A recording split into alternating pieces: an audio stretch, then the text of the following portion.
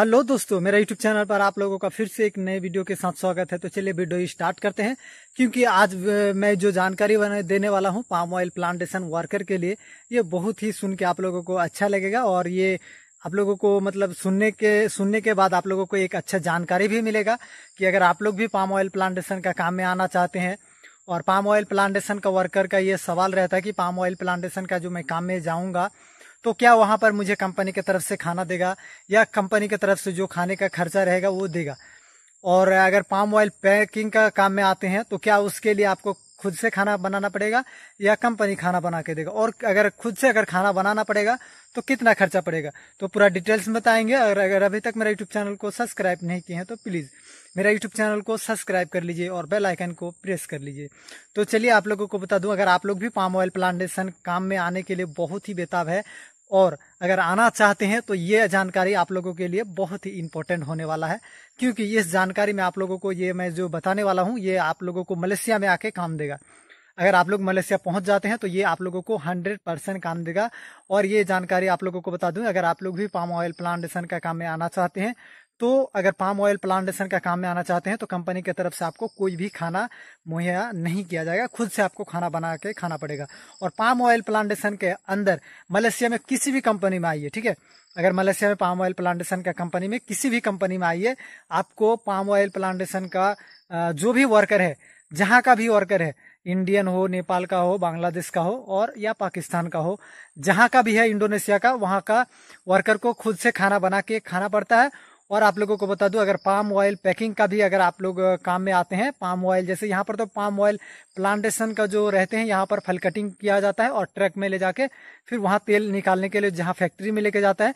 और अगर तेल फैक्ट्री में अगर आप काम करते हैं तेल पैकिंग का, तो तेल पैकिंग का अगर काम करते हैं आप लोग तो तेल पैकिंग का भी आप लोगों को वही सेम कार्य जो काम करना पड़ेगा सेम होगा। सिर्फ उसमें तेल पैकिंग करना पड़ेगा, उसमें भी आपको खाना खुद से बनाना पड़ेगा और खुद से आपको राशन का जो खर्चा रहेगा खुद से अपना जेब से भरना पड़ेगा। और अगर मलेशिया आते हैं पाम ऑयल प्लांटेशन का काम में तो आपको 1500 रिंगित मिलेगा, उसी में से आपको उसमें से खाना पड़ेगा। तो आप लोगों को बता दूं कि अगर आप लोग भी पाम ऑयल प्लांटेशन का काम में आना चाहते हैं तो कितना खर्चा पड़ेगा और क्या पैकिंग का काम में ज्यादा घंटा काम करना पड़ता है या वहां पर सैलरी ज्यादा देता है। तो ऐसा बात नहीं है। अगर आप लोग काम में आना चाहते हैं और पाम ऑयल प्लांटेशन का जो सिर्फ तेल का पैकिंग का काम बता दूं उसी में आता है, ठीक है।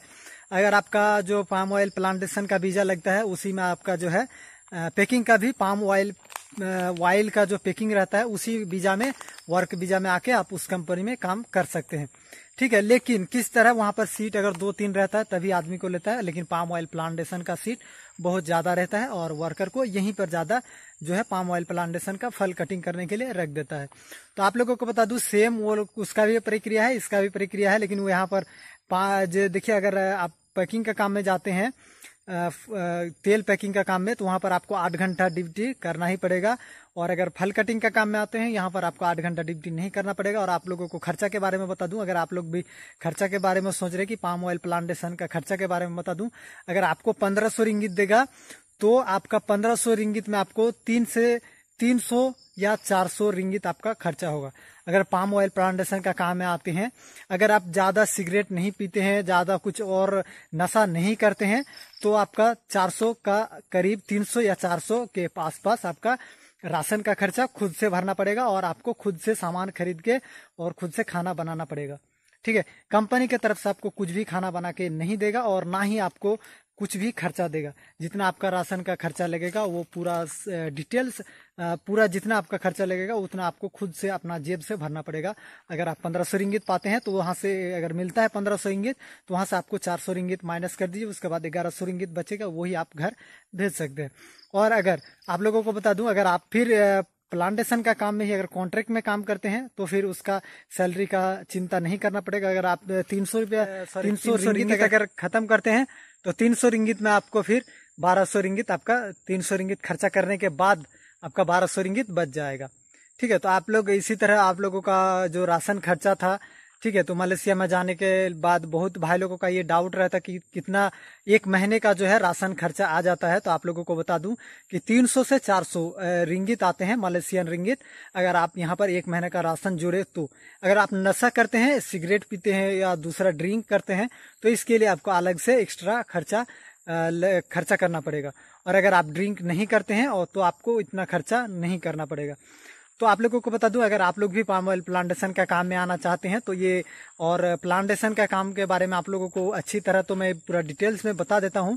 ठीक है। अगर मेरा यूट्यूब चैनल को, अगर अभी तक मेरा यूट्यूब चैनल को सब्सक्राइब नहीं किया तो प्लीज मेरा यूट्यूब चैनल को सब्सक्राइब कर लीजिए। इसी तरह मैं नए नए अपडेट डालते रहता हूँ। तो चलिए मिलते हैं नेक्स्ट वीडियो में, तब तक के लिए जय हिंद, जय Bharat, thank you all guys.